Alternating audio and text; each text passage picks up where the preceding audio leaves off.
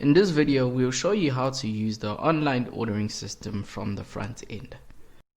From the dashboard, hover over the name of your store at the top of the screen and click on the Visit Site option. This will take you to the front end of your site or the parts of your site that users will see.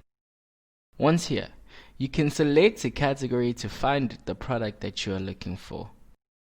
To select a product, click on the plus next to its name. This will open a detailed view of the product. From the detailed view, you'll be able to see the general description of the product as well as the price or the price range if the product is a variable product.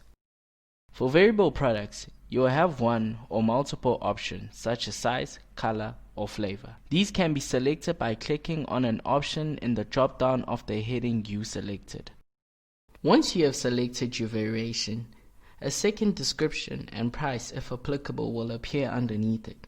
You can repeat this step on any other options the product may have. Once you are satisfied with your product choice, select the quantity you want to order and click on the Add to Basket button. Your chosen products will now appear under the Order section of your page. If you would like to change the quantity of any item, select the plus or minus next to its name in your basket. Once you are satisfied with the order, click on the Go to Checkout button.